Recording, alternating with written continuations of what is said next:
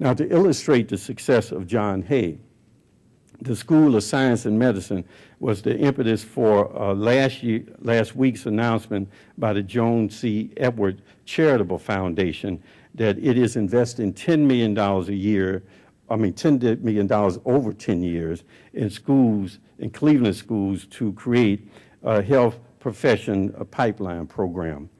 Beginning in 2011, the program will provide scholarships for one student per year from the School of Science and Medicine at John Hay to earn a medical degree from Case Western Reserve University.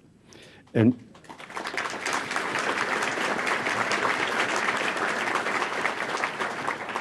members of the Case Western Reserve community and Case Medical Center physicians will provide academic programming and mentoring to the science and medicine students. The foundation hopes that the Cleveland Pipeline program will be a successful model for others nationwide. And I want to thank the foundation, Case Western Reserve University, and Case Medical Center for their commitments to our children.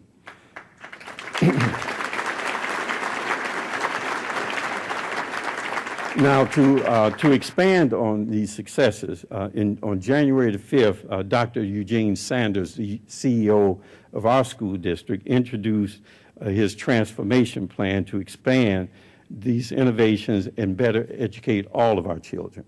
This plan has the opportunity to completely change how our school district educates every child in every neighborhood and increases the accountability for students, teachers, parents, staff, and the entire community.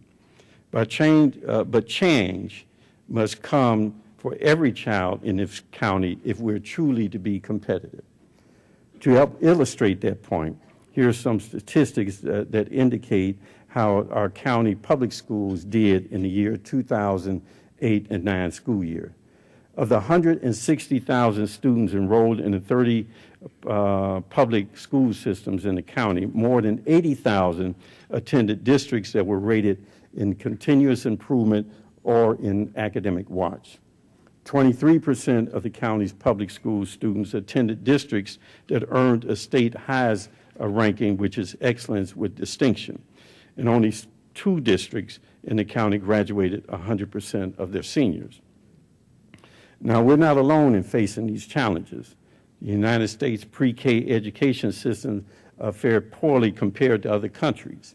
According to the Organization for Economic Cooperation and Development, only 76% of the high school seniors graduated on time in the United States, while Germany has graduated 100%. Japan, Korea, Norway graduate 93% of their high school seniors. And according to the 2008 Digest of Education Statistics, U.S. 15-year-olds score worse in math than students in 23 of the 29 countries studied, and in science, U.S. students score lower than 16 of the 29 countries studied. Now, these statistics indicate that our children are not receiving the quality of education that they deserve, or the quality of education that will allow them to compete in a global environment. And if we're going to have educational excellence and become globally competitive, then making a systemic change in education has to happen at the county level.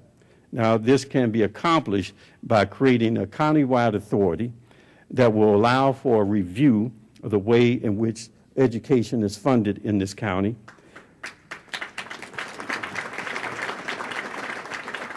joint procurement for goods and services to help save money and reduce costs of our school districts, a joint negotiation on major cost points such as health care benefits for our employees, developing a countywide academic standards that will allow us to measure the achievements in a more level way, creating and supporting countywide magnet schools, developing a mechanism to help public, private, and parochial schools share resources since we all have the same problems, and creating a partnership between pre-K and 12 and local colleges and universities to help students transition successfully from high school into college.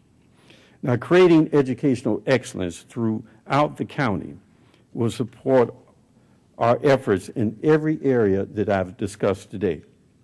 It will help in creating long-term economic growth and stability. It will help in capitalizing on the changing global economy. It will help in improving how local government serves its residents. It will ensure fiscal stability and help us to have greater economic investment in our region, and it will also help in stabilizing and growing our population. If we fail to act on creating educational excellence throughout this county, on changing how local and county government operates to become more efficient and effective in delivering service, on transforming our economy into a sustainable economy by 2019, on stabilizing and growing our regional economy through self-help, on investing in our neighborhoods and residents to ensure quality of life and safety, and on fiscal stability and reducing the cost of government. If we fail to act, then we will be squandering the greatest opportunity this community has had in decades to reinvest and reinvent in itself as a thriving city and county for generations to come. Ladies and gentlemen, thank you for listening to me, and I hope that we can move forward in making the city of Cleveland what it should and ought to be, a great city again. Thank you.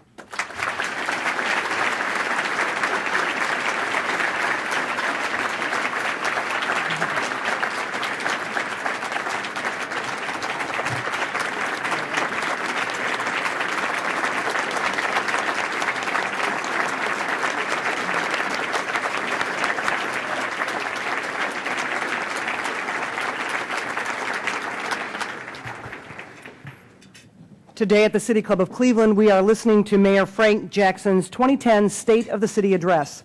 We will return to Mayor Jackson in just a few minutes for questions and answers. But first, a few announcements. We welcome you to the City Club of Cleveland, the longest continuously running free speech forum in the country. Today's forum is being broadcast by WCPN 90.3 FM. It is being recorded by WVIZ TV Channel 25 for broadcast tonight at 11 p.m. and Time Warner Cable will rebroadcast 3 times during the coming week. Radio broadcasts of the City Club are made possible through the generous support of Case Western Reserve University. Television broadcasts are supported by PNC and Cleveland State University. Our live televised webcasts are supported by the University of Akron. To watch live and to learn more about our upcoming programs, please visit our website, cityclub.org. Today's forum is the annual Stephen A. Minter Endowed Forum, made possible by a very generous donation from the member banks of the Cleveland Foundation in honor of Mr. Minter's retirement in July 2003 to the City Club Forum Foundation. The Minters have joined us today and are at the head table.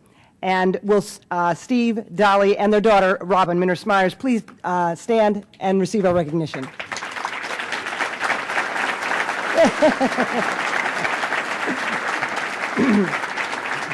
Thank you. We're also pleased to have corporate sponsorship for today's forum from AT&T. This is the 10th year AT&T has sponsored the State of the City, and we appreciate their support. With us today at the head table are Mylena Albright, Director of External Affairs, and Tom Pelto, President of AT&T Ohio. Would you please stand and be recognized? There you go. We are also pleased to thank our supporting sponsor, Sisters of Charity Health System. With us today is Sister Judith Ann Karam, President and CEO of Sisters of Charity Health System and St. Vincent Charity Medical Center. Sister Judith.